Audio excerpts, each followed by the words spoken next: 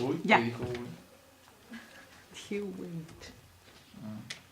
We live in a time where, as time goes on, there are more girls that have physical disorders, early pregnancy, um, that are concerned about what people may think or say about them. ¿Qué rollo?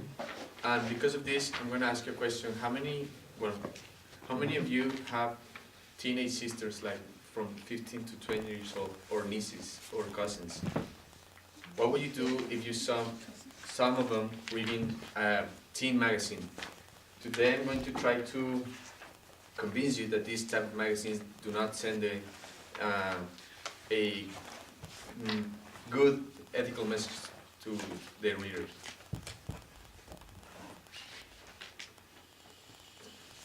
As members of a society where teenagers are becoming more vulnerable to a brainwash and being that I have a 15-year-old sister, I have had first-hand information about the teenage world. Today I'm going to wish you that magazines keep telling teenagers that if you want to be cool, you have to go to every party there is in school, even if your parents don't let you.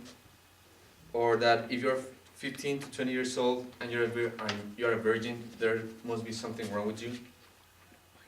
Or I actually saw an article on one of them about giving them advice on how to have an orgasm. Yes, they're talking about 15-year-old girls about how to have an orgasm. And also they get it into their minds that if they don't own all the clothes that it shows to them, they're not cool enough for society. I found these statistics about sexually active teenagers that says the Toledo Adolescent Relationships Study reports that more than one half of sexually active teens have sexual partners they are not dating.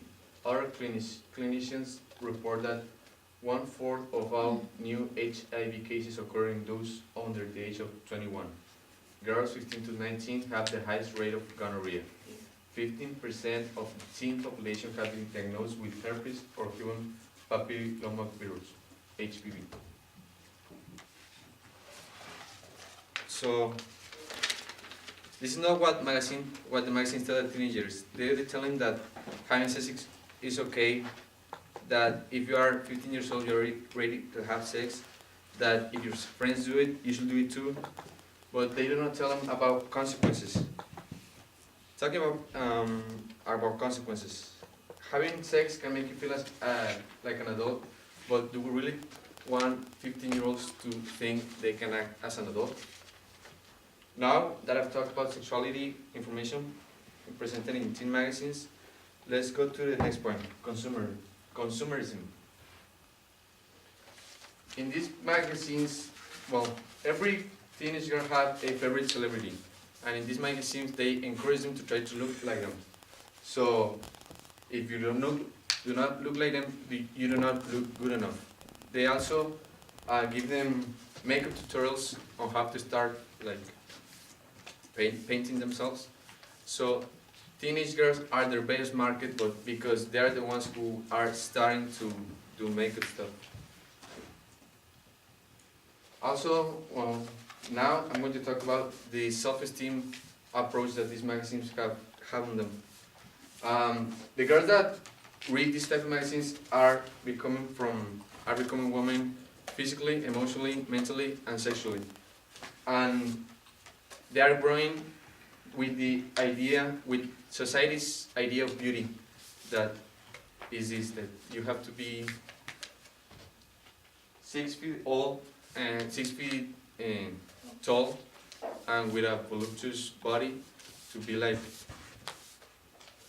pretty or attractive. And if they don't feel like this, they could start